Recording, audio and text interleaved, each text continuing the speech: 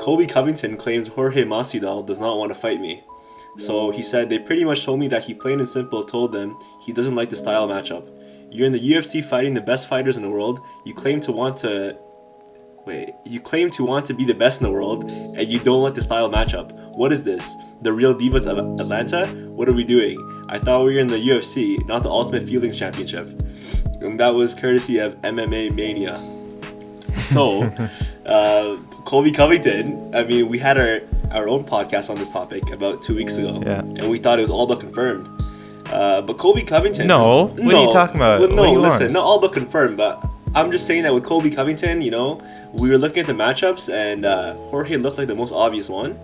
I mean, we went through all of them, to be honest. We talked about the Woodley fight. First, I recommend you go back and watch that video as well.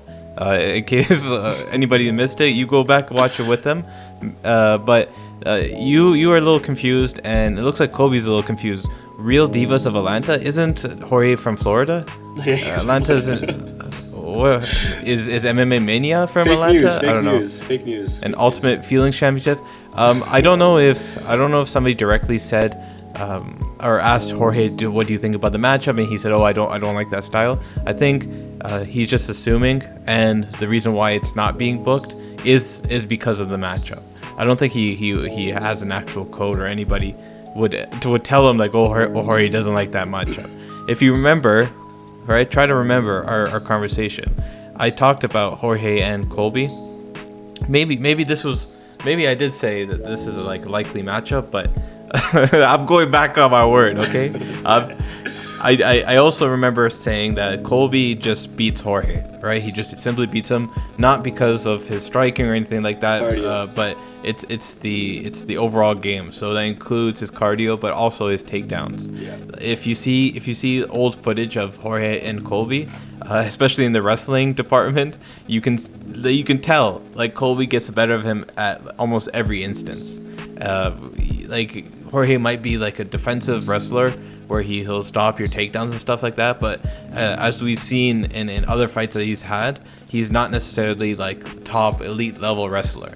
Like he's very, very good overall, and he's very well rounded. But if Colby decides, hey, I want to Khabib smash this guy, I want to do Father's Plan, he can literally strike, take him down, beat him up, and then once they're a little bit tired, or once Jorge's a little bit tired, finish him off on the feet.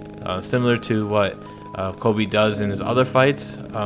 Actually, Colby with other fights that he had previously, he would stay on the feet though. For a lot of it, he would use his wrestling as like a deter to go to the ground for his opponents. So I know you always say to not do MMA math, but let's say we do Jorge versus Woodley. How would that fight have turned out if it was done Jorge versus Woodley? Yeah. Well, Jorge versus Woodley. What Woodley are we talking about? Are we talking about? We're talking about the Woodley that faced I'm Covington. so in love. I'm in love with you. I'm in love. Are we talking about that Woodley? Or are we talking about Josh Koscheck and Wonder Boy 1-2 Woodley? No, we're talking about the Covington versus Woodley. Talking about that Woodley. That's different. See, I stop with this MMA math. I know you're not the best with. I know, but you have to do it because he just came off that matchup. So you don't. You can use that as a gauge to see like how well Tyrone is doing in his recent fights, and see like what is his motivation and what is his athletic like skills still, like how are they holding up and all that kind of stuff. But to say like, oh, he beat him, so automatically Jorge beats Woodley, I don't think that makes sense at all. And we've seen it, like it gets disproven every single UFC event. Every time there's a fight that you do MMA math with, it just doesn't work out. Right? It doesn't work. It's prime example. It's an easy Tony way. Ferguson versus Gaethje. All that math for no reason, and then Tony Ferguson gets destroyed. Good times. Why you gotta leave Tony alone, man? He pops up in every conversation. Honestly, listen, I think Jorge Masvidal, he's not being booked for this fight because, first of all, there's two reasons. The first reason is I think it is a really weird matchup for him because the styles, I don't think Colby's a good style for him. But the second reason is also that with Jorge, you want to make as much money as possible, right? And I feel like there's much bigger names than Colby Covington. So Colby Covington is a name where he can make money, but there are other matchups where he could potentially make bigger money. Say Nate Diaz, he can make a lot more money off that fight. Maybe in other words. maybe that fight, maybe a Conor fight.